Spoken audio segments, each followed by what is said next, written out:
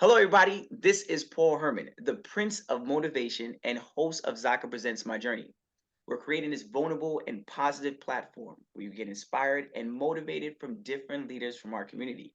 Today, our guest is Julio Manteiga, who is the head of content and communication at the National Basketball Retired Players Association. Julio, welcome to the show. Thank you, Paul. I'm very happy to be here. Pleasure to have you on. I do have a love for the NBA, but and you definitely have a very long title. So I know that comes with a long line of work and history that we're going to probably most likely dive in today in our story. But before we get to that, before we actually get to that, is it possible to give the listeners a little bit more information on yourself, your cultural background and like, where you grew up? Sure. I'm a native New Yorker. Grew up in Queens, New York. Uh, Son to a Spanish father and a Cuban mother. So a lot of Hispanic heritage and culture in my house growing up for me and my family. Like I said, I was a New York City kid, moved out to Long Island and been moving further east and east and east as the years have progressed. But I am a tried and true New Yorker here. Okay. Queens, but I'm from the Bronx. So I know we share a There, little common ground right there. How is it? we do spend a lot of time in the Bronx as a Yankee fan. So Oh, yes, I go. okay. So you're a Yankee Yeah, fan. I'm a huge, huge Yankee fan. Even though, and I was going to say this later on, even though I spent 20 something years in basketball, baseball is my first love, always has Oh, been. And I live and die with the Yankees. My whole family okay. does. Okay. Shout out to that. Shout out to that. I know that. How did you feel about the transition when they moved from different stadiums? You know, it, it's funny because I spent so much time at the old stadium and there was something special about that, right? Yeah. That's the Yeah. that's the field where Reggie Jackson played on and Dave Winfield and Babe Ruth and Mickey Yes. Mantle. Um, and the funny thing is, I grew up about 3 or 4 blocks from the old Shea Stadium. I grew up in a Okay. Met house. I was the only Yankee fan, and Oh to no. see them go across yeah, to see them go across the street. At first, it was a little strange, but I love what they did with the stadium. I love that they carried the history over. Yeah. It's a very historic franchise, and as a New Yorker, it's something to really take a lot of pride in. But I'm super happy with their facilities over there. It's not the Hmm. same, but I True. think that they did a really good job with it. Both teams did a really good job with it. I actually grew up, I want to say 5 minutes, not even maybe 5 minutes, definitely walking distance from Yankee Stadium. My apartment actually looked inside of the old stadium. And Really? I remember going to the games and getting like free mitts and bats. That was the Yeah, thing. So especially in the yeah, Bronx or in the Queens and Brooklyn, inner city times, I felt like sports was a very big thing. yep. Street sports like playing baseball in the street. Playing tag, Oh yeah. tackle football on the concrete. For us that grew up in New York City, it's a little bit different. It's a complete New York experience to play in the street and to play in the schoolyard.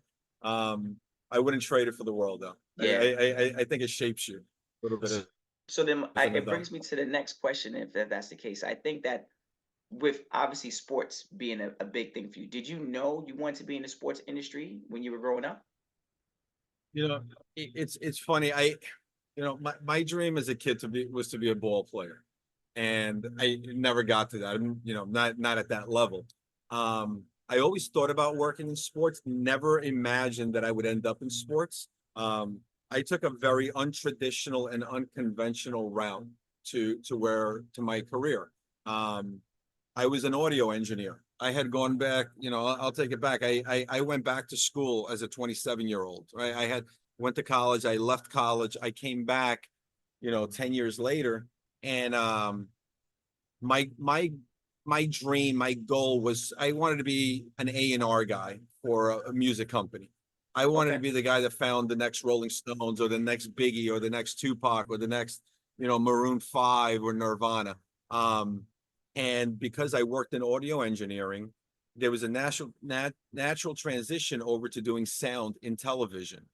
And I ended up getting a contracting, intern type gig for ESPN to do a Nets Spurs basketball game when the Nets played at the Meadowlands in New Jersey. And, I always joke around that I was in the wrong place at the right time. And I met a gentleman that happened to work for a fledgling TV network called NBA TV. It was actually called NBA.com TV at that time when they first started. And they were in Secaucus, New Jersey. So, you being from the area, that's Secaucus and East Rutherford are right Yeah, next to each other. yeah, And that's, I happened to be at the Meadowlands Arena. I think it was still called Continental Airlines at the time before they yeah, changed yeah, the yeah, name to yeah, Izod and before the Nets moved. yeah. And the gentleman told me he was looking for an audio engineer.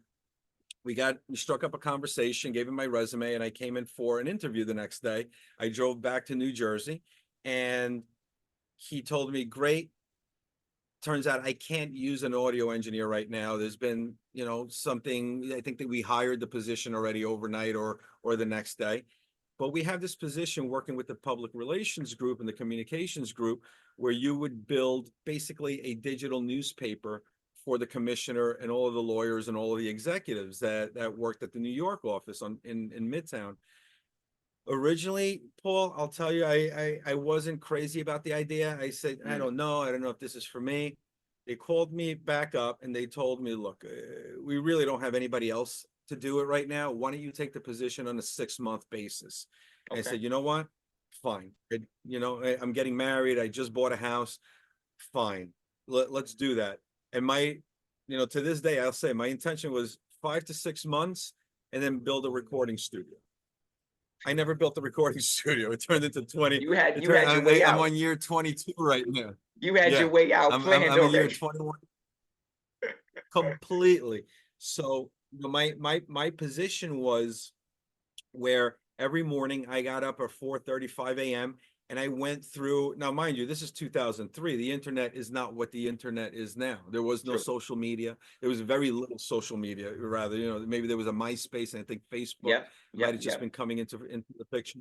But it was I would start with the Boston newspapers, work my way down the East Coast, up the Mississippi, down the Rocky Mountains, and up Pacific Coast Highway, and I would grab 300 to 400 news articles every day. And my job was to basically organize them, and Okay. this is under Commissioner Stern, David Stern at the time, where, you kind of, you pulled aside the articles that were either critical of the league or they were super complimentary of the league, seeing if there was any trends, which reporters were writing, not so nice things, which reporters were friendly, that sort of thing. And that thing just evolved and evolved and evolved.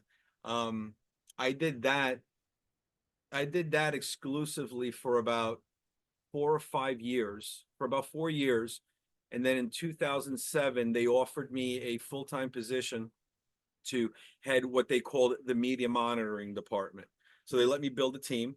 And Okay. basically what we did is we scoured the internet day and night for any trends, anything that was coming up, trade rumors, business, especially sports business stories, partnerships that the NFL, that Major League Baseball, that the NHL, that Tennis Association were doing that could somehow maybe be beneficial for the NBA, or seeing how it was really keeping an eye on what the temperature of the room was in coverage around the league. Like a TMZ.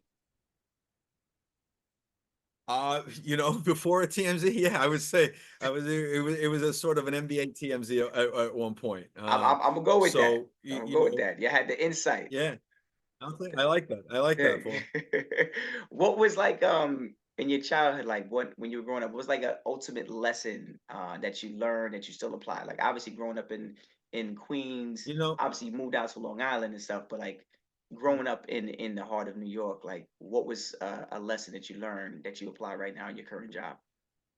you know, it's funny because I have two teenagers, right? And I don't know if you have kids, but once you get to teenagers don't listen to anything. They think they know everything. So you try to impart some of the wisdom, Uh-huh. or lessons that you've learned throughout your life.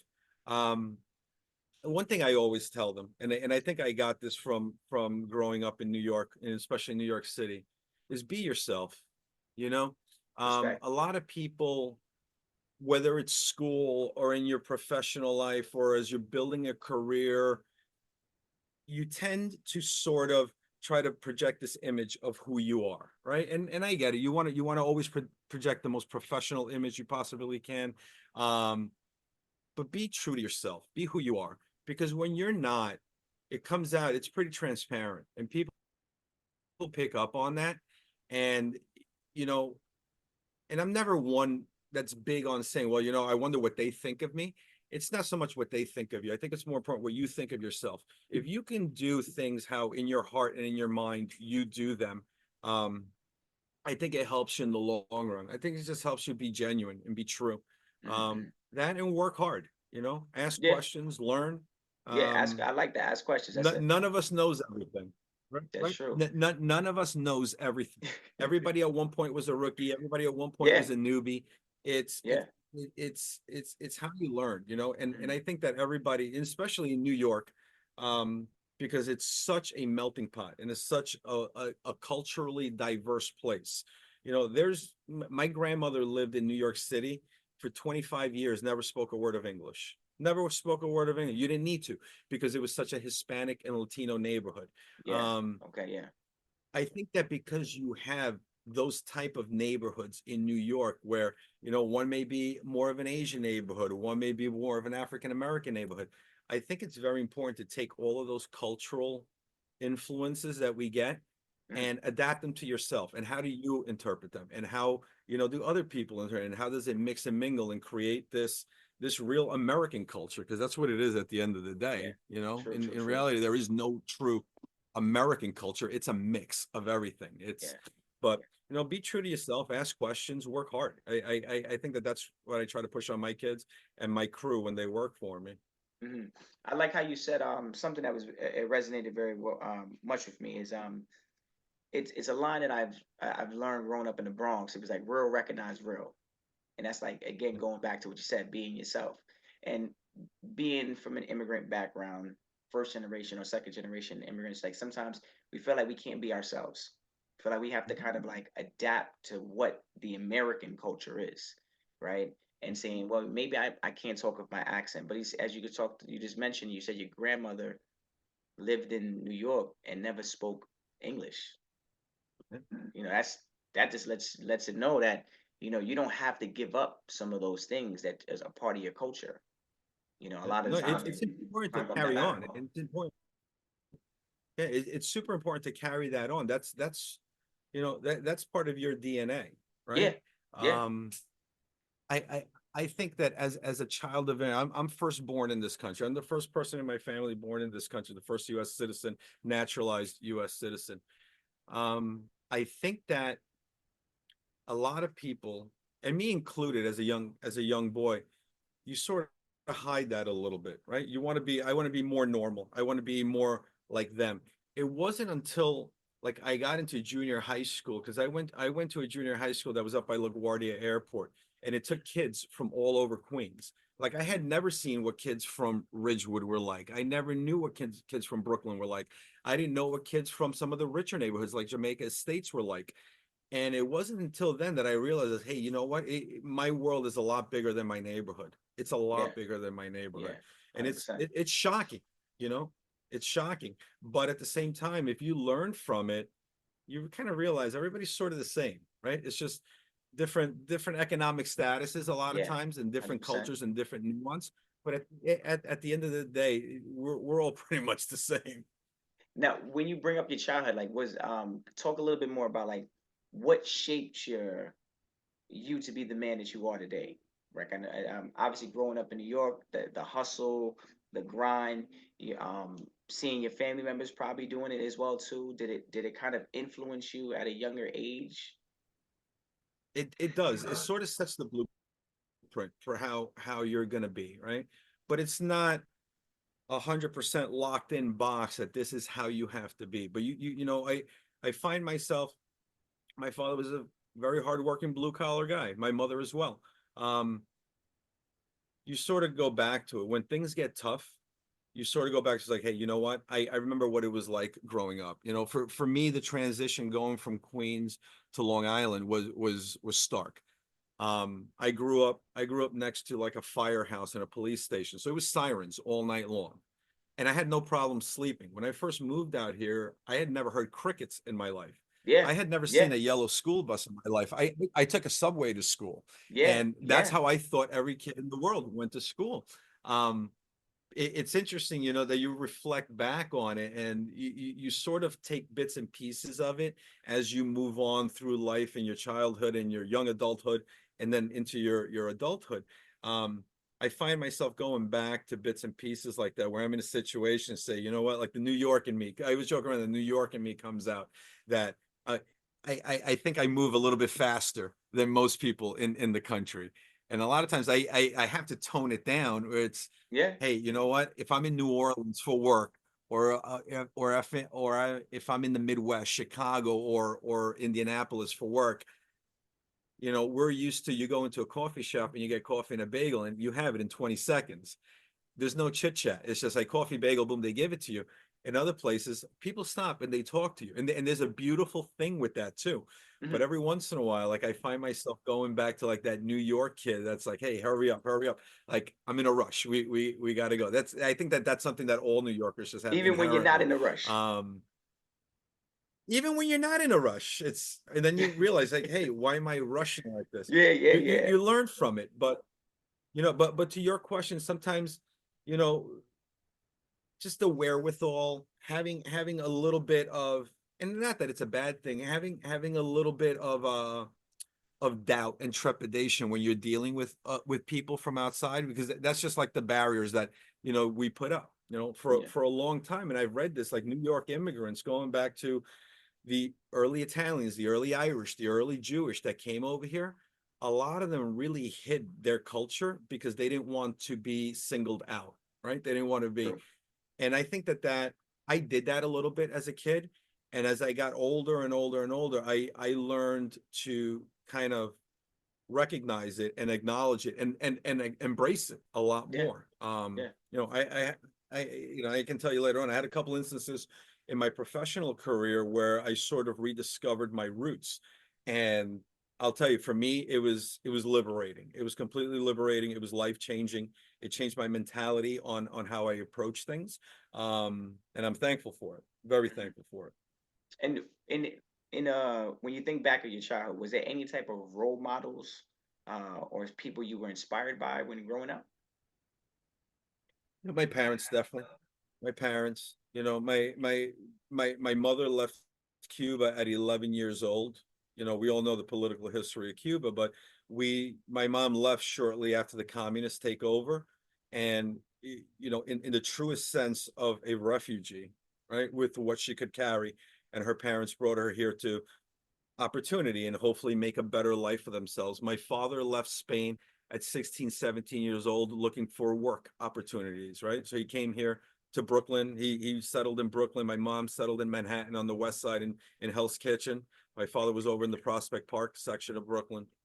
Um, both served extremely influential role models on me that no, I sort of go back to it and I think about when things aren't going as planned.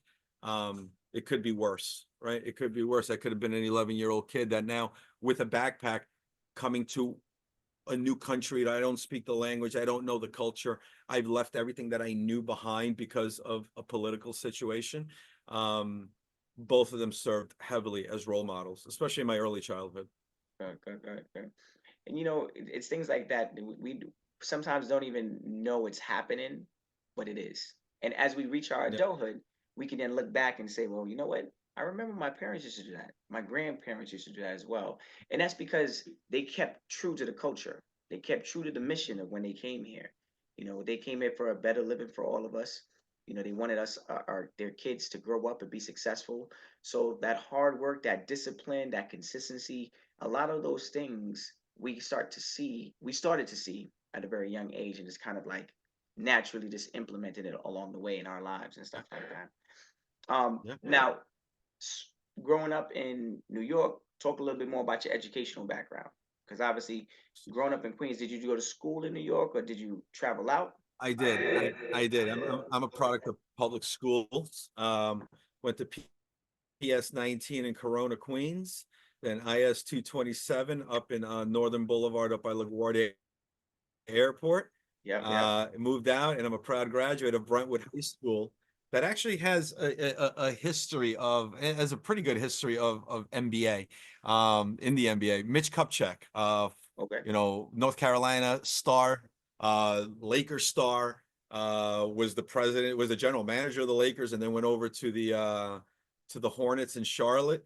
Was a product of Brentwood High School as well. So and I got to play basketball at Brentwood High School as well, which was a very important thing for me.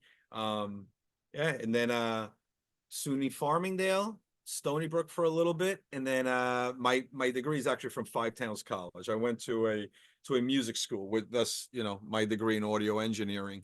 So bachelor's of business management and audio recording technology, Mm. from Five Towns College. So you pursued the audio engineering as you were in college I did. I did. and still played I haven't basketball. I haven't recorded a thing in 20 something years, but yes, I did. Okay. Well, hey, look, it doesn't leave you, I'm assuming.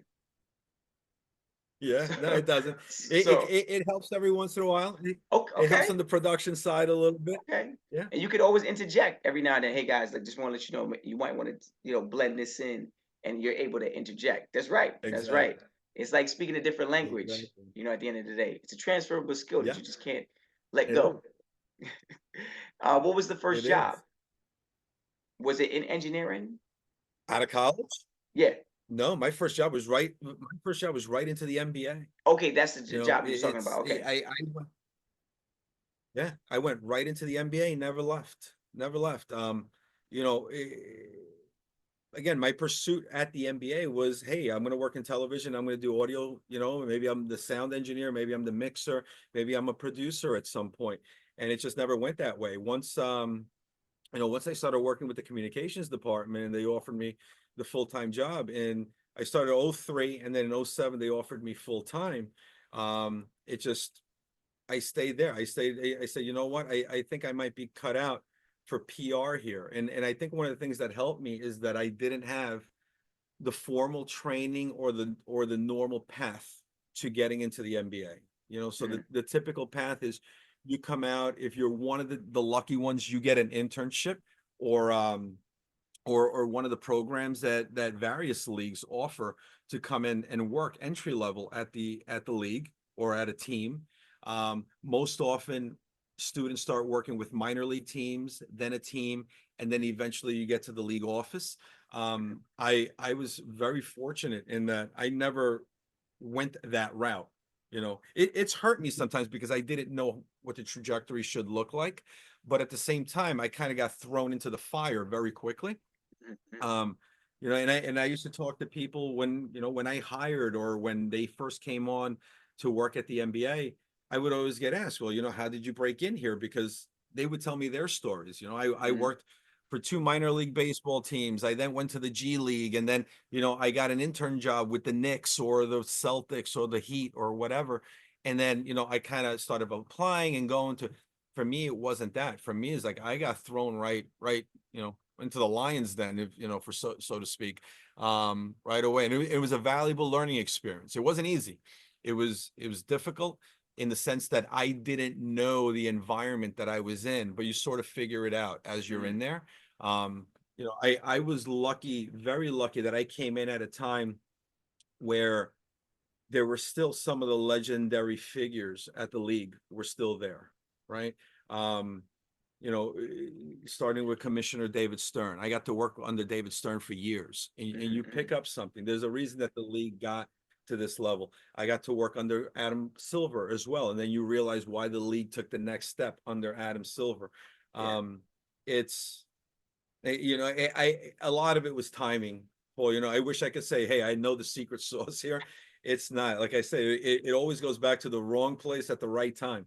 A lot of times timing has a huge impact Yes. on what roads you take and what options you're presented with. And the fact that you stuck it out, right? You could have easily still I, followed your game plan and said, "Look, in 5 years, I'm out." Right?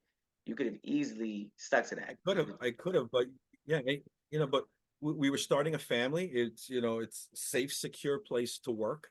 Yep. Um, I was learning a lot, and I always joke around that in 20 something years, I've never really in my life had a real job. I never had to cut my hair for a job. I never really had to change who I was. I had to adjust, but um, and I got to work in sports. I've had the pleasure and the Yeah. luck and the fortune of being at some of the biggest games ever played. Like I've been Kobe Bryant, game 7 of the finals. Like I was Let's there on go. the court, you know. Let's go. I was there for Ray Allen's shot in 12, I believe, to send the series to a 7th game. Um, Were you there with you Reggie know, Miller and the Knicks? no, so as a diehard Knicks fan, I'll tell you a story here. As a diehard Knicks fan, there's several guys that I've met over the years where as I introduce myself to them, I've had to apologize for the stuff I've yelled at them from the stands. So Reggie is certainly one of them. Yes. Tim Hardaway is Oh, another one where I told him like oh. I had to tell him like, look, man, I'm a diehard Knick fan. I have to apologize for all the stuff that I yelled as a fan on the stands. It's a pleasure to work with you, and I love working with you. But to me, to me, you're Let's clear still that. that guy that Let's Charles let's clear the Oakley and ice. Patrick Ewing wanted to fight during the games. Yeah. Reggie is the same thing. He would But look back too. no, He would take the shot and look back at you. He would oh yeah, stare at oh Spike yeah, Lee every time. yeah. I You feel know, like be, disrespectful. be, be, yeah. Because of my age and when I grew up, I grew up in the era where everybody always calls it the golden age of the NBA, right? So Michael, Larry, Magic were still playing. We're all Yep. playing and playing at a high level. Patrick Ewing was playing, David Robinson. I got to see Tim Duncan come in. Duncan. I got Yep. to see Yep. Kobe come Kobe. into the league. Um, got to see LeBron come into the league. Like I Iverson. came in, I started there the same year that LeBron did. Iverson.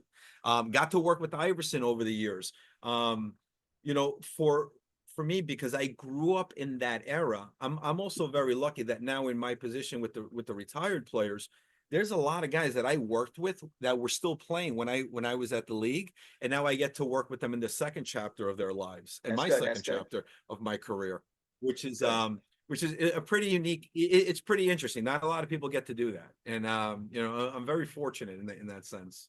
hmm Now, growing through this whole MBA, right? I could only imagine the amount of challenges you face being of an immigrant background and being very from a diverse background as well. How did you navigate through all of this in the MBA?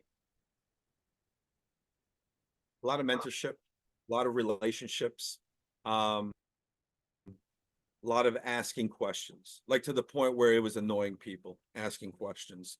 Um, you know, there was a lot of downtime, that downfalls there too, because you know, one thing when you work at the league,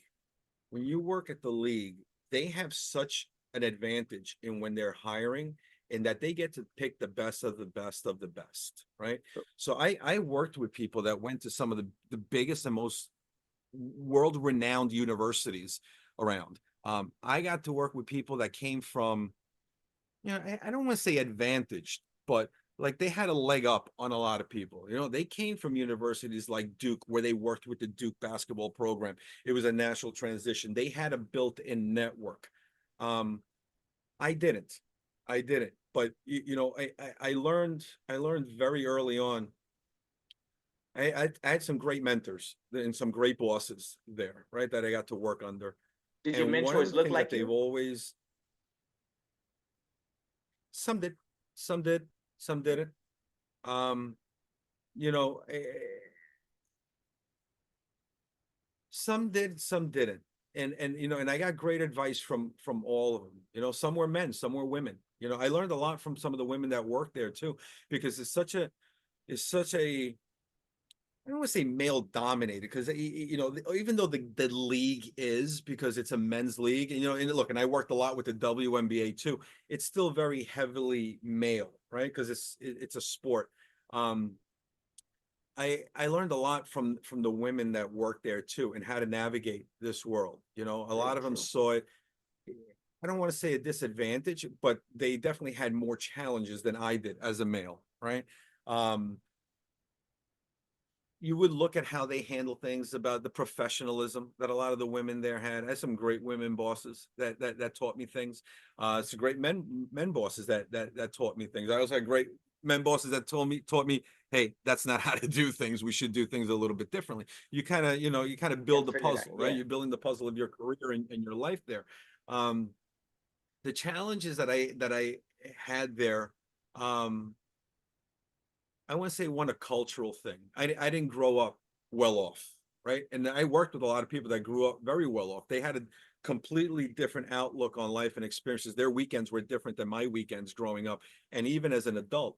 But you learn from it, and you take bits and pieces of it and say, okay, you know what, like that's something I think I'd like to do, or that's something I True. definitely don't want to do. Um, you know, for me growing up, and I know if it's happened to you, I know what people think when they see my name written down. I in my head, and I don't know if I'm skewed in thinking it, but when somebody sees Julio Manteiga, I I have a thought in my head and a perception of what they're thinking they're getting. Right. I don't do things to say, hey, the reason that I'm going to be different is to negate that thought you have. I'm going to give you who I am, right? It's the only Mhm. person I can be. I can't be anybody else. Take it or leave it. You like it, great. If you don't like it, fine. I've been very lucky that more people have liked it than not liked it. Um, Yeah. but That stuff good. when That stuff with the travels with you. challenges over there, it does travel with you and it sticks with you. And it doesn't just stick, it sticks and evolves a little bit. You sort of soften your edges sometimes on some thoughts. Sometimes you dig in a little bit more on your beliefs. Sometimes, Yeah. you kind of accommodate other people's, uh cultures and beliefs into your thinking. But like I'll tell you, like some of the challenges over there and some of the advice that I've gotten there, and I think that this is universal. Whenever you work somewhere, doesn't matter where it is, add value to your job, right? Add value to your position. Respect. And a lot Respect. of people think, and this was the hardest thing for me to comprehend. A lot of people think, me included, that value was the salary that you have, or the title that you have, or the position that you have. And I couldn't have been more wrong. Adding value to your job is, at the end of the day, if they make a decision and the decision is, look, we need to move this department or this company in a certain manner, can we afford to lose this person? And if the answer is no, we can't afford to lose her, you've done the job, you've added the value, Yeah. regardless of how much you make and regardless of what your position or what your title is. It's, does this person benefit the goal that we're trying to do? Are they an integral part of the team? Are they Yeah. a very important part of what we're trying to do?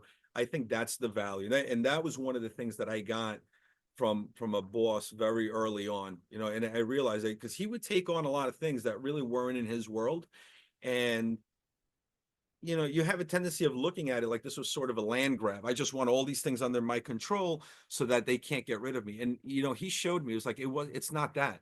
It's to show that that you're well rounded. They can put you in different positions and different roles, and you can still excel because you Yeah. understand what the big picture is. That's the ending value to positions and to jobs. When you that you said something that really resonates with our listeners, because a lot of the previous guests talked about mentors, and a lot of them said show up is the first thing. You got to show up. You got to be the best version of yourself, but also providing value. That was also another thing, a common denominator a lot of our guests have spoken about. Some people might just say, look, this is a job. I'm just going to be here to pass the time, and hopefully I'll move up in the rankings.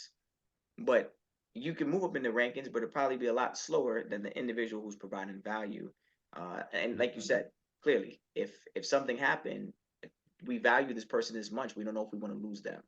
It's not even about Correct. the salary at that point in time. It's about the value that you provide. So I'm glad you Correct. hit that, because a lot of our listeners will definitely take that in when moving up in the ranking. Because now we're kind of diving into that. Um, the ranking, obviously, moving up has always been a hard thing, right, for a lot of individuals. Uh, how do you feel about being a role model as you move up, being someone of in that Um, same, being a role model to other individuals? Because other people. students, younger adults, they want to be in your line of profession, right? And they're I, gonna I, look to you as that role model. How does it feel to hold that status? I, I have a little bit of nervousness when everybody says that they're a role model for it. Um, but you learn, no, no, and I think it's a nervous feeling and scary thought for everybody else. Hey, are you going to pattern it? You don't know all the mistakes I've made. I've made a million mistakes. I probably made more mistakes than right choices in my life. Okay. Um, but when they look at you and you realize that, hey, you have a responsibility here to continue the knowledge, right, and pass it on. There's an old saying with musicians that every musician that's ever existed is just continuing the beat. The beat started somewhere in Africa, a stick on a log or a stick on a rock, right? That's the beat started, and it inspired something in somebody. And then they added more beat to it, and they added more layer, and then they added an instrument, they added this, and it grew and grew and grew and grew and grew. So everybody from the very first cave people that beat on a log with a stick to, you name it, Jay-Z, to the Rolling Stones, to Metallica, to Biggie, to anybody. It's just continuing the beat, right? They're continuing to impart everything that they learned before them and adapting it and just keep going.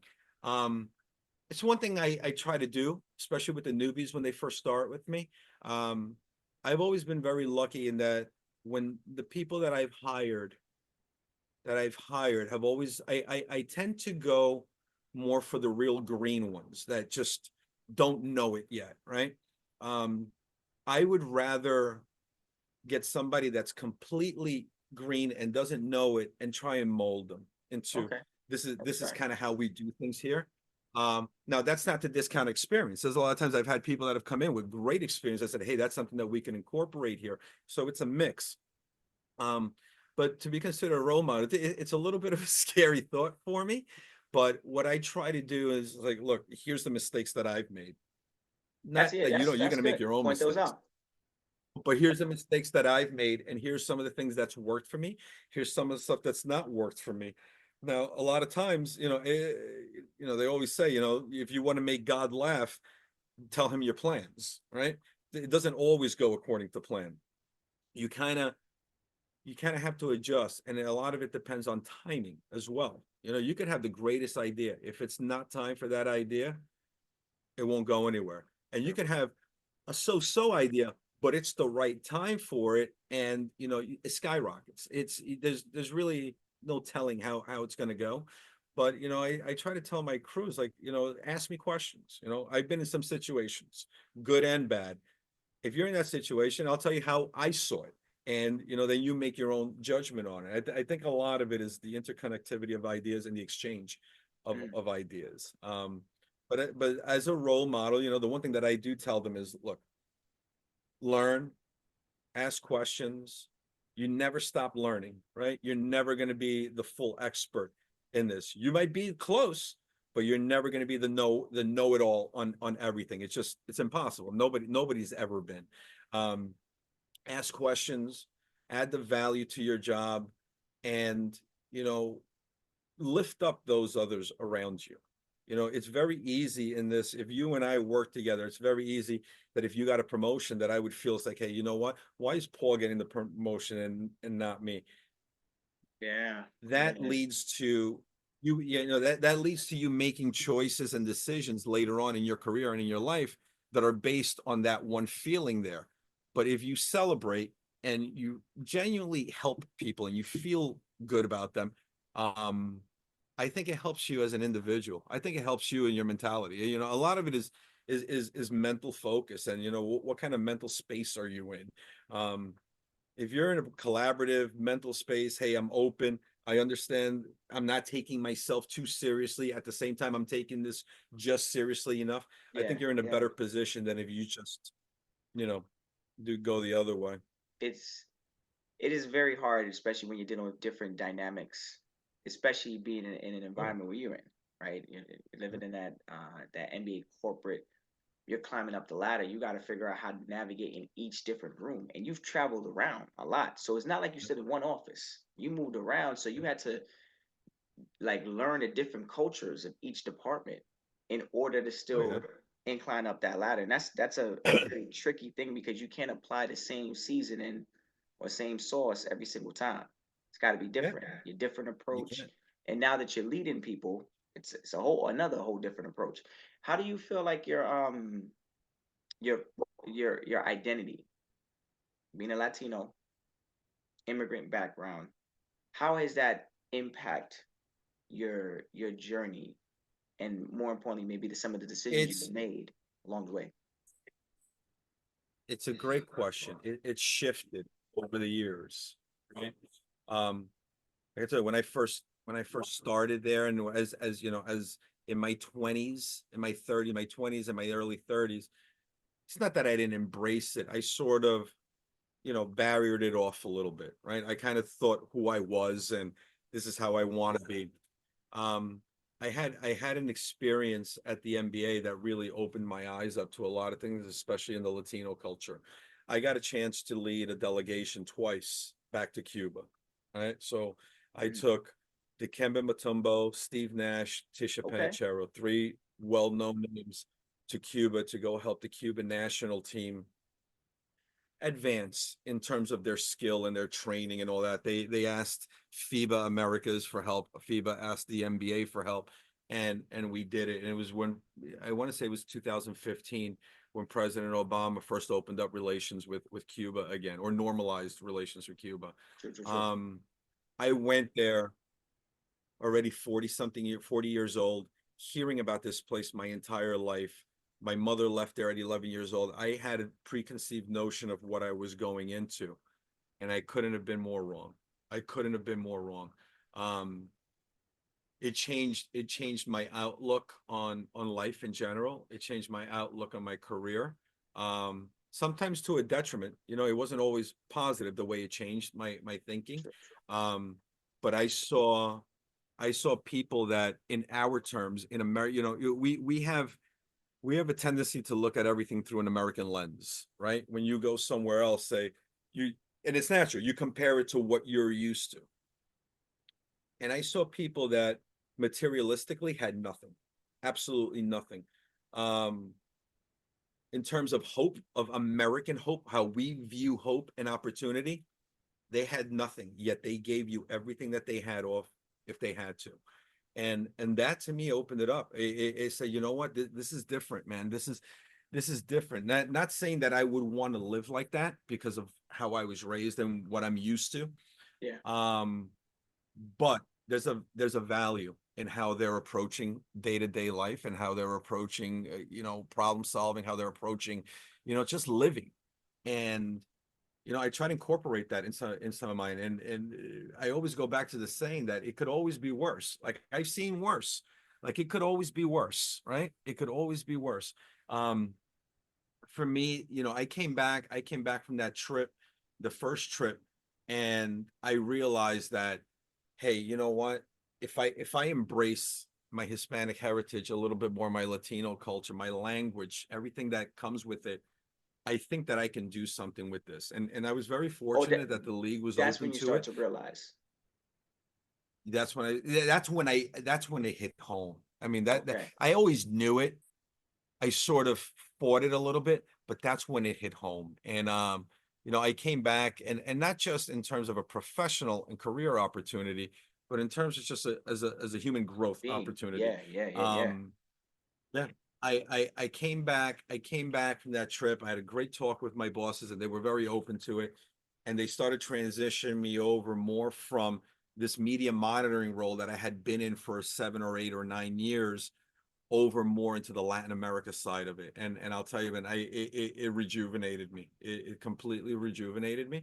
You kind of get burnt out doing the same thing over and over again. Yeah. Yeah. And I was working heavily in crisis management before that. And now I got to go and do more events in growing the game internationally, which is something that the NBA has been about since long before 92, but 92 was sort of looked at as the genesis of the NBA going international, with the creation of the Dream Team and, you know, sending NBA players to the Olympics in Barcelona, Oh, and it just 92. went from here to here. Dream Team. 92. You know, Okay, okay. 92. You You know, bringing it, you bringing in some history right here. but see, 92 was my senior year in high school. I had gone to Spain on vacation after I graduated high school. So I was in the country as this happened. I saw soccer fields, the soccer pitches turn to basketball courts literally overnight. And that was directly a tie-in to the Dream Team. I saw kids in Spain wearing a Michael Jordan jersey. I saw kids talking about how great Charles Barkley was. I saw kids Yes. talking about, you know, did you see Larry Bird and Magic Johnson, you know, at near the end of their careers, still being Larry Bird and Magic Johnson on an Wheaties, international stage. boxes, everything. Um, it changed everything. It really did. It changed everything for the entire world. And there's a whole generation of players that I've been lucky that I got to work with that always, you know, the Pau Gasols, the Dirk Nowitzkis, the Tony Parkers, the Manu Ginobili's of the world.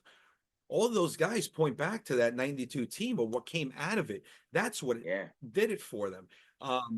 You know, and then, you know, to now work on the continuation of this for me was super important, super gratifying, and I'm thankful for that. Super thankful for that. You know, I got to travel the world spreading the gospel of basketball. Like I said, Okay. I could be doing Okay. Okay. I could be doing a real job, right? I could be doing a real job, Paul, where, you know, and you know, and God bless her, my wife has an amazing career. My wife is a CPA, but like she hasn't been in Uruguay with you know, Ron Harper promoting the game, or AC Green. She hasn't been in Mexico. I've been in Mexico City with Sean Marion and the trophy promoting the gospel of basketball, Yeah, that's spreading the nice. word That's nice. of the Spreading that orange word. ball. That's a beautiful thing. I Yeah. I, I kind of share a similar story when I'm a professional dancer traveling in my younger age. And when I was on tour, I went to Africa several times. And I got to, you know, like you And said, it's life changing, right? yeah, oh my gosh. I'm sitting here like, you guys don't really have anything, but you have everything, right? They're dancing harder than I seen kids dancing in the city, right? And I'm like, Yeah. I'm looking at this all wrong, right? And I think that's when I was on tour and seeing the world, Russia, Italy, Spain, Africa, Belgium. That's why I tell people, a lot of people I mentor and coach now, I say, look, you got to travel, save your money up, go see the world, because once you see the world through different lens, you then try to find yourself. Seeing it only in the Bronx, I was only gonna do Bronx things. Being in Yeah. the inner city, I was only gonna be an inner city thing.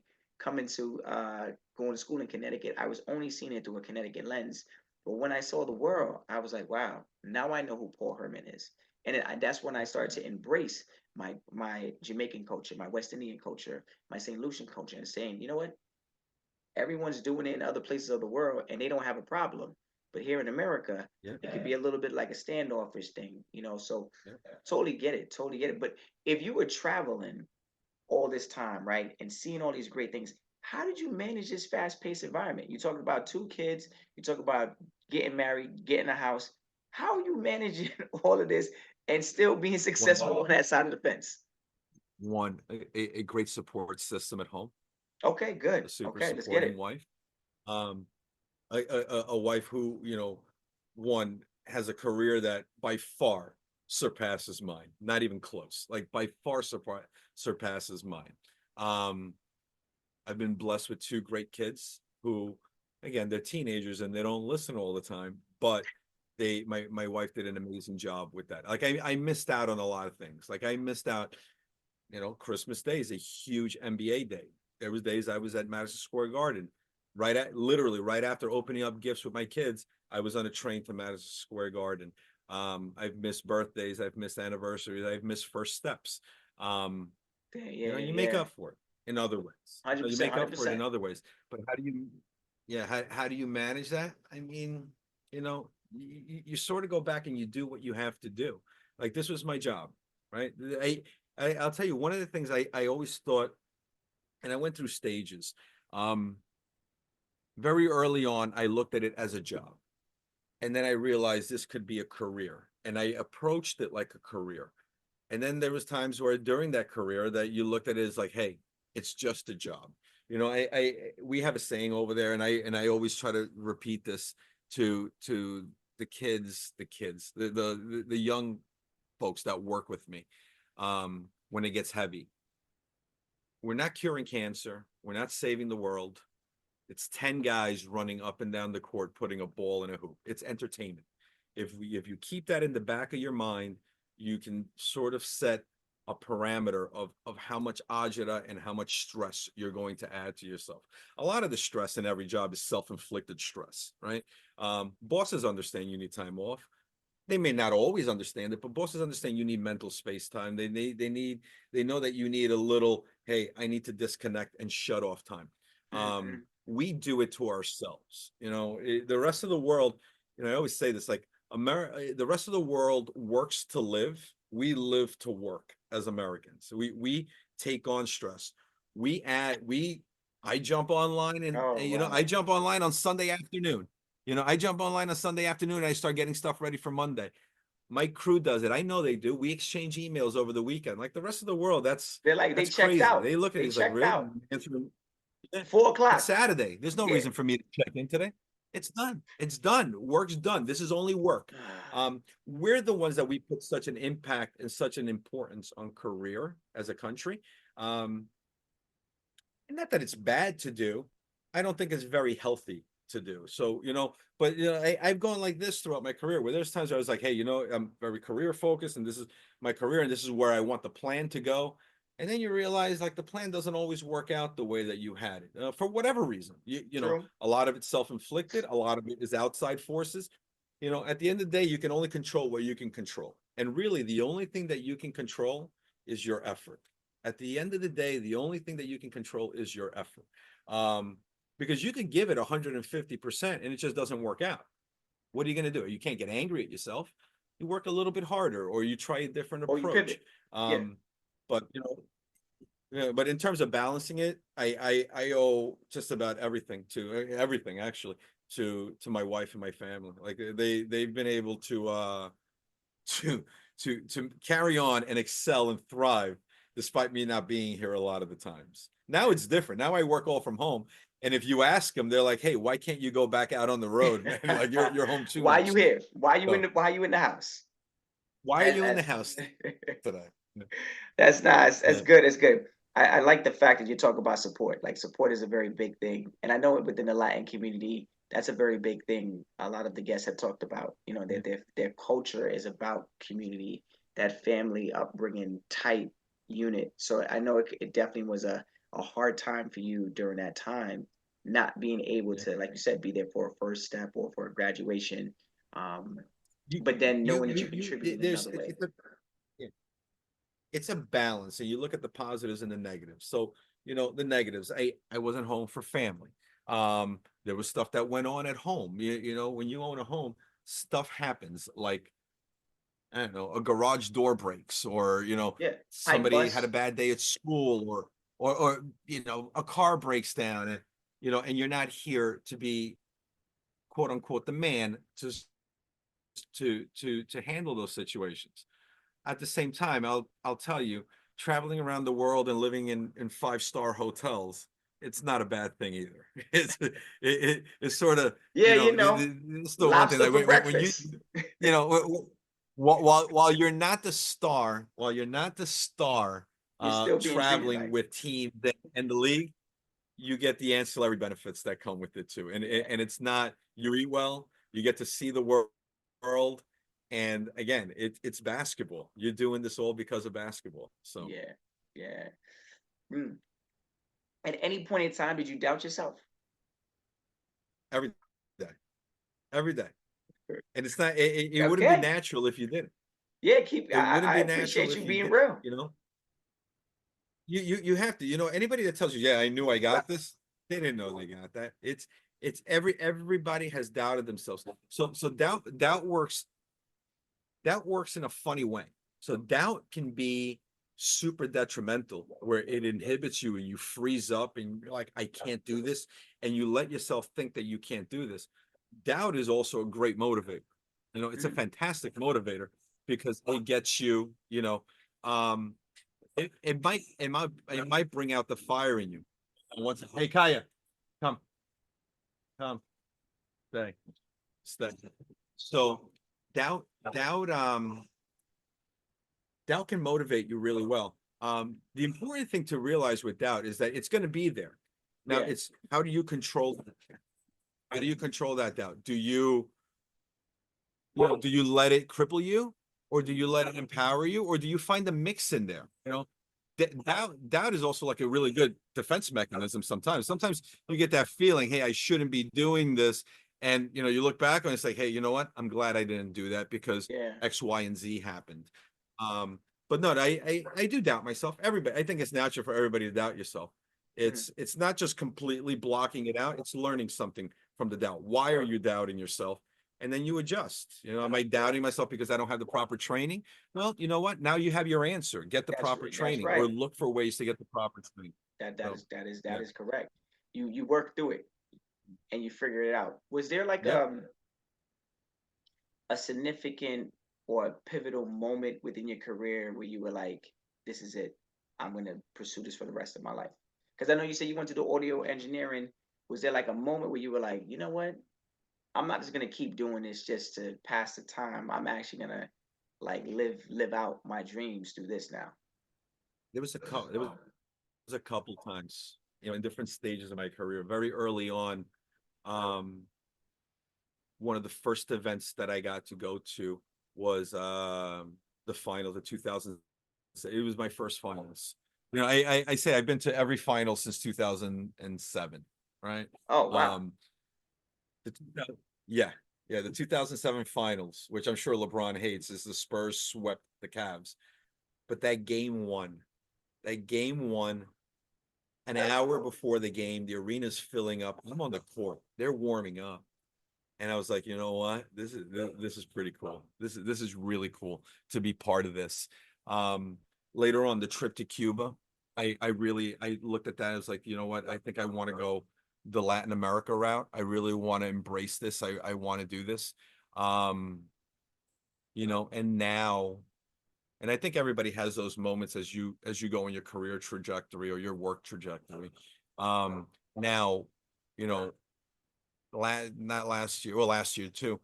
So now working with the retired players, one of the biggest events that we do one of the I've always felt this for 20 something years. It's the best event of NBA All-Star. It's the Legends Brunch, right? The game is great. The game is great because it's a great atmosphere and it's entertainment. But at the end of the day, it's not a great basketball game. It's 180 to 175, the scoring. There's no defense being played, but it's a great event for fans and for There's no partners, defense and being it's played. cool to be, and it's cool. But again, it's not that 98 to 94 grudge match at the Garden between the Knicks and the Pacers. It's Yeah, not yeah, that, yeah, right? yeah. It's I, an I so exhibition I game at get the end of you. the day. I get you. You know what I mean? But the Legends Brunch, if you're a basketball fan, like that's the spot. That's the joint you want to be at. Last year, I just tell you, I mean, every year, but last year I met Larry Bird last year, and I got to talk to Larry Bird. I've met I've met Magic Johnson at it. I've had conversations with Dr. J there. I was a Long Island kid. Dr. Hmm. J is a Long Island idol. Yeah, Like yeah, Dr. yeah, J is yeah, from Freeport, Long Island. yeah, So, yeah, yeah. you know, sort of share the same name, both from the same region.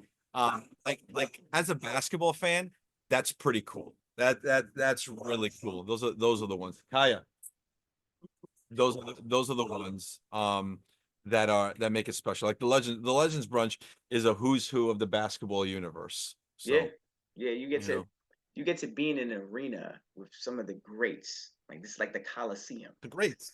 The great. It's so, So, and everyone likes the new versions of these people, like the Steph Currys of the game, which I love the dude, yeah, LeBron and all that. But there was that era in the '90s, right? Like you said, '92 in the yeah. '90s. Those games really shaped the NBA. If you look at it and just because one, I got to see it as a fan, I got to see it as a transition happened over as an employee of the league.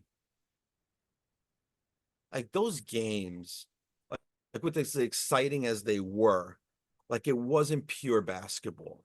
It was, you know, a lot of times I used to say like the Knicks didn't play basketball, the Knicks wrestled and played football, and they just happened to put a ball in the hoop because they would beat you up. Like their whole deal Yeah. was like, we may not beat you, but we beat you up.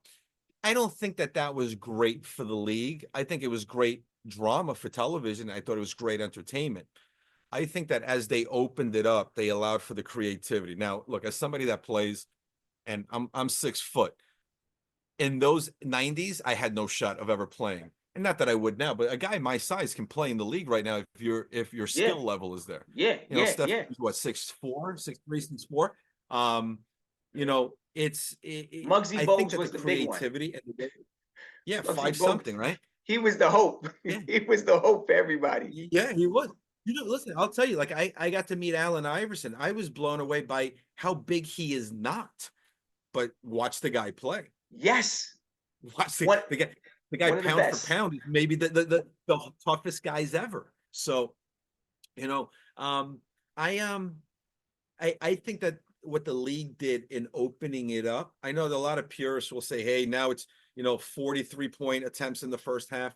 I get it, but there's a lot of skill in that. And the way that the game has opened up, and it's an up and down game, I go in there, you know, and I'm fortunate in that I get to see the game in two different views. The fan in me, I can still go in there and watch the game as a fan, right? If I go watch a Knick game, I can also go in there and watch the game as somebody that works in the industry, and you sort of look around and see how people are enjoying it, and it's a beautiful game. I think that what they did is really beneficial. It's one of the reasons that they've had so much growth, and it's such a universal sport. It's a Mhm. wide open game, Yeah. I think And it's so one of many the smartest things branches that they came ever off did. of it too. There's so many different like the G League and Oh there's yeah, so all those other thing. You know, Ice Cube with his oh yeah, his league. yeah. You know, there's so Yeah. many different. You know, if you're if you're a basketball fan, a pure basketball fan, I always invite everybody go watch a WNBA game. Go watch a good WNBA game. Like it is beautiful the way that the ladies play. Beautiful. Like the pick and rolls are executed beautifully. You know, you got to remember, like here's the rim. The men's game is up here. Like the guys literally fly. Like if you've never been Yeah, courtside for a game, yeah, I invite everybody should it's the best experience in sports. And look, and I've been lucky. I've sat on the glass at hockey games. I've sat behind home plate. I've sat on the 50-yard line. I've sat at midfield for soccer games. There's nothing like a courtside basketball seat. Nothing in the world. Like there's no barrier. There's no mask. There's no helmet. There's no padding on the guys or the women. But like the men literally fly. Like it's unbelievable. But if you watch the women's game and you want to watch execution and you want to watch how a play is run, if you're a coach and you love that aspect, the fundamentals of the game, the WNBA game is incredible to watch. mm, mm. True. There's not I mean, not saying they can't jump that high, right? But it's a different Yeah. athleticism. No, they can That jump, and the women are strong and they're big and they're physical, and it's a super physical game, especially the WNBA game. But if you watch the technicality in which they play and the way that they run plays, if you're a basketball fan, it's a pleasure to watch. what has been like the biggest lesson you've learned by being in your position at the place where you are currently right now in your career? You know, you look back. What is like one of the biggest lessons you've learned? I've, I have two big lessons that I've learned here, and I try to apply them as much as I can every day. First and foremost, help. You never know who you're helping. You never know who you're helping out, right? Is how I got started. This guy didn't have to help me. He didn't even have to have a conversation with me, but he did. Um, and it, you know, for me, it was very beneficial. And we still touch base every once in a while. I think that that's first and foremost. Help out. You know, they may not take your advice, and you don't have to give advice per se. But if you see somebody that's struggling, how can I help? And I think that a lot of that is missing. It's more of like, how can I, who's going to help me? Yeah. It's funny because like the more you help, the more help you receive in the long run, you know? Mm. Come on now. Second, you know, right. I You got second to that. help out, man. We're all on, yeah, right. We're all on this ride only once, right? You only get to ride on this blue planet once. Um, Help out. You know, now you don't have to give everything you have, but where you can help, help out. You know, people aren't going to remember what you did. People don't remember what you say. but they will remember how you made them Made them feel, feel. right? That's And if you correct. and if they remember how you made them feel, you don't have to do it because, hey, in the long run, I'm going to cash this in. It might turn around, it might come back and help you in the long run. You pay it forward and try to be decent, right? Life is tough enough as it is, so you help out where you can. Not everybody's having a great day. Not everybody's having a terrible day. You help out where you can. And Mhm. second, on a professional level, you know, we were talking about value before. The real value that you have is your network, right? It's your network, your personal network. And there's an old saying in that it's who you know in this industry. And I had a very wise boss that told me years ago, that's wrong. It's not who you know, it's who knows you. And like it didn't make sense for me because, you Mm, know, mm. like everybody knows, and I'll use an example. Everybody knows Adam Silver, right? He's on TV all the time. Everybody knows Adam Silver. But if you run into Adam Silver, does he know who you are? And for most people, it's no. He just doesn't. It's who knows you, and the way that you get people to know you is you ask questions, and you're ever present, and you're there. You don't have to be annoying and just constantly attend to everything, but you just let them know who you are, right? If you know, put out an idea when it's time to put out an idea, listen when it's time to listen. You know, so I go back and I tell my guys, they're like, well, you know, it's I don't know who that person is. Like that's not really the issue here. The issue is like who knows you. When people know Yeah. you, your network expands. That's your network. That's your support system. That's where you can go to people to problem solve. That's where you can go to people to maybe pass your resume around. That's who you can go to people to maybe pass their resume around. It's a real good one. That's the importance of it.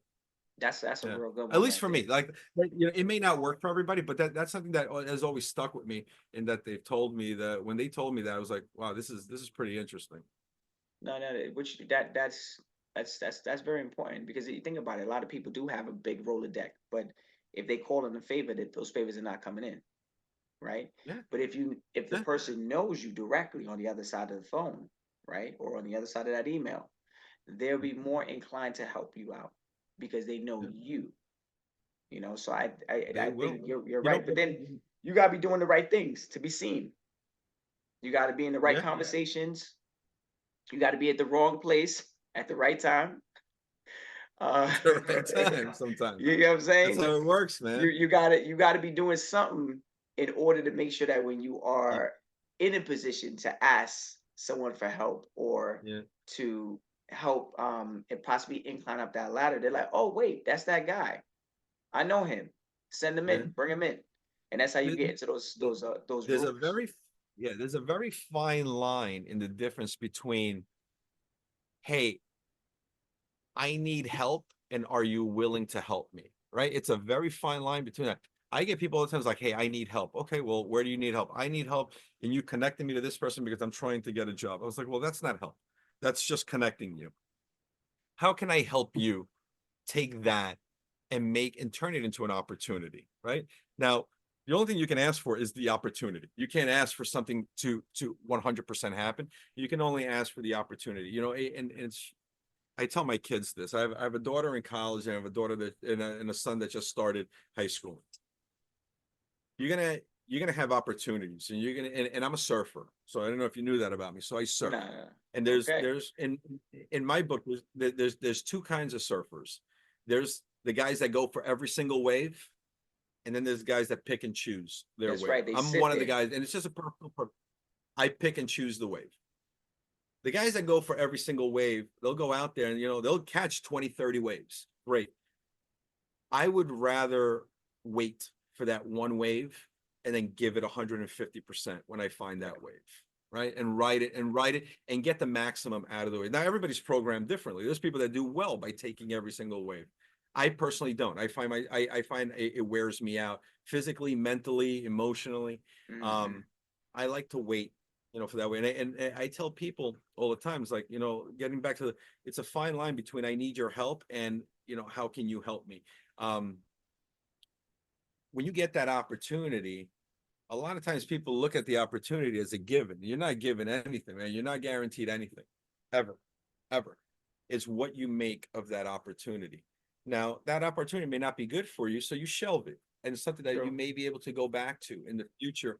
And but that is part of developing and building your network, which, you know, when I first started at the NBA, I had a boss that told me, it's like you what you're gonna find over here is that when you send somebody an email or you call somebody, they're always going to return your phone call because you have that NBA.com at the end of your email address, or they see the exchange and they know it's coming from the league office. Yeah, yeah, yeah, It's yeah, up to yeah. you to turn that call back into something. And you know, Mm. that's something I try. It doesn't always work 100% of the time, but for me personally, it's worked out more often than it hasn't in that sense. How, when we talk about the NBA, like this, I know that you said you worked in the NBA, but then you went to the retirement part of the Yeah, NBA, right, for the yeah, players. How was that shift? Because I know I you're love it. still working with I the love same it. individuals, in a sense, right? But I, it's a different pace, I'm yeah, assuming. yeah, much different pace. So you know the NBA, because it's such a worldwide entity and they have, you know, I forget the exact number, but 13 offices maybe around the world, employee numbers, you know, up in the thousands. Um, the level of, I don't want to call it stress because it's not stress, but the level of engagement, the level of rush is a lot higher than it is now, right? Um, you're promoting the league, you're promoting the WNBA, you're promoting the G League, you're promoting businesses. There's so many aspects that go into what is the entity of the NBA as a whole. Um, this is different. This is, you know, and it was a bit of an adjustment for me coming over here. I went from I needed everything 15 minutes ago to now, hey, let's see how this goes, maybe in the future. Um, Okay. but it's a nice mix, you know. And the old joke is when it comes to NBA or WNBA players, you get them as a PR person. You get them when they're rookies because they love to do everything, and then you get them when they retire because they love to do everything. But in the middle, when they sign that second contract, it's about the team. It's about, you know, I don't have time for this. Yeah. It's more about them. Um, you know, one of the most fulfilling parts of my job now is that I get to take some of these legends because it's what they are. Whether they had amazing NBA Hall of Fame careers, doesn't matter. They were legends at some. They're legends at some point because they were legends in their neighborhood. They were legends at their high school, at their college, on the teams that they played. Every single one of them at some point had a lot of people rooting for them and wanting them to do well. Um, Mm-hmm. one of the things that I get to do on this side, and again, it's probably one of the most beneficial and fruitful parts of my job, is I get to continue their legacy, right? I get to continue to tell their story. You know, Mm-hmm. um, Especially to the new you know, generation. one of my favorites, especially to the new generation, right? If you got to know your history, you got to know your history, and especially in your industry, you got to know your history because if not, you will repeat it. If you will repeat all the mistakes that history made before you if you don't understand it. You know, for me, one of my favorites to work with, and not to single anybody out, but Spencer Haywood. There's no player in the NBA now that plays without Spencer Haywood, right? So Spencer Haywood is the first to leave college before the 4 years. He sued the NBA, took him to the Supreme Court. They threw him off a team. Like they threw everything they could in his way so that he couldn't leave college to come play, but he needed to provide to his family. You know, LeBron, Kobe, Kevin Garnett, none of them played college. They came straight from high school to play. Most players now only play 1 or 2 years. You can't do that without the Spencer Haywood rule. So every Yes, player that's that comes right. into the league now comes in terms of the pioneering aspect of it. Yeah, he just happens to be a great guy with a great story. Um, didn't always have the most incredible career. I mean, you know, and I encourage your viewers and readers and whoever go back and look at the history of Spencer Hayward. He's had some pretty down times there too, and he's persevered. Um, that you know, to continue to tell those stories, for me, it's one of the joys. I also got to be around for a lot of them. You know, True, I've heard true. Paul Pierce talk about the time he got hurt and he left the court on a wheelchair. Like I happened to be there. I was at that game across the court from him when I saw that. Again, I told you I got to see Kobe Bryant playing a game 7. I've been part of 2 Celtics Lakers finals, which is unbelievable. I was there for LeBron's first final. I was there for or the even last Iverson final with the that he had. tattoos. Um, When he Iverson with the when he came with the tattoos, the way that braids and the tats, the league used like Spreewell. exactly. Yep. The for Sprewell, for the way that the league is viewed. I've been there for the international revolution. You know, I know that the NBA is an 85 or 86% African American league, but the top two or three players arguably are a guy from Serbia, a guy from Cameroon, and an American that's going to be 40 years old this year, right? So I got to see a lot of that change and the growth and the diversity. And not to work with them on in the second part of their careers. And I'm in a unique situation in that I have to promote and tell the stories of I have members that are 30 years old. I have members that are 93 years old.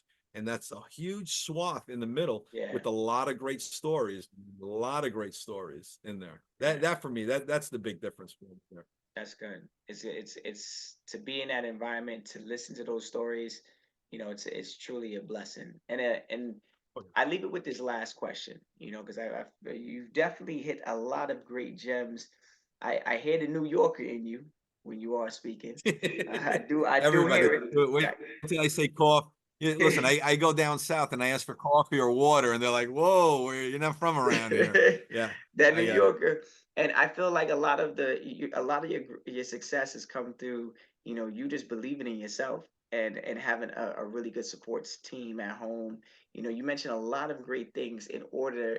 A lot of people look at the accolades and like, oh, he's here. How did he get here? You mention it all through this interview. These are the things, and it's some things that it's not like it didn't call for a lot. Support obviously is a lot, depending on who's it coming from. But that was a big reason to helping in your success. It wasn't the car you got, it wasn't the house you bought, it was the support. It was, knowing that, you believed in your culture even more as you got older. You loved it, you embraced it even more, right? These are things that we could possibly control. And you said it early in the interview, there's certain things you can't control, right? There's Okay. certain things you can control, and the things that you did control, you had access to, you actually held on to it and made the right choices at the right time, and it's gotten you there. What advice would you give to someone, a younger version of yourself, or even an individual looking to be in this profession, following your footsteps and really pursue this on a global level? That's a pretty easy one, actually. Listen, listen. You know, whether you're religious or not, but God gave you two ears and one mouth, right? Let's go. Listen twice as much as you speak. Let's Listen go. twice as much as you speak. And I'm guilty of not doing it. You can tell, like, I'm guilty of not doing it. I'm guilty of, I see stuff, boom, and I start interjecting right away. Um, it's one thing I try to do. Sit on your hands and listen. Listen, listen a lot more. You will learn a lot more. You will take a different perspective of it. You will make a better choice and a better decision if you listen to all angles. When there's a dispute, and I try to use this with my kids, when there's a dispute, he did this, he did that. There's three sides to every story. And everybody's like, what do you mean there's three sides? Like, there's your version, there's my version, and then there's what really happened. If you listen, you can kind of cut through a lot of that noise and a lot of that clutter, and you'll get to what really happened. That listen is it would be probably the biggest advice I would give everybody. You'll get there. Like, you'll get there. We, fortunately or unfortunately, because of technology, we've gone from an age of instant gratification to an age of instantaneous gratification. It's not enough to now, hey, I post something and I got likes. It's like I need to get them right away. I need to get, hey, Julio or Paul, you did a fantastic job today. Here's your raise. That's not how it works, man. You earn it. You earn respect, right? You earn my respect and I earn your respect. You earn my trust and I earn your trust. That takes time. There's no fast track Yeah. for that. And you get to that by listening and understanding what other people are coming from and where they're coming from and why they're coming from there. You and I could have a professional, heated discussion about an initiative, right? And I can very easily, or you can very easily walk away and be like, you know what, Paul or Julio, they just don't understand it. They're dumb. No, you're coming at your conclusion because of something else, whether it's financial gain, or maybe you think that this would work better in the long run. You have a different perspective on it than I do. How do I understand your perspective better? And how do you understand my perspective better? And at the end of the day, it's by listening. It's, that would be my number one advice. Okay. Well, Julio, I want to say thank you, thank you, thank you for just being here today No, and thank being you, present man. in our Thank you. conversation. I learned a lot about you. Obviously, when I read people's bios, I'm like, okay, cool. But then when I actually in the conversation, I could hear a lot more. It pieces the puzzle together for me, from reading it No, to actually being in conversation with you. And I want to say thank you again for just sharing all your insight and also the key gems that you dropped with our listeners today. my pleasure, man. My Yeah. pleasure, man. I'm looking forward to seeing it. So Yes, yes. And I want to let the listeners know if you want to hear more stories like Julio, check us out on ZakaConnect.com or follow our feed Zaka wherever you listen to your podcasts.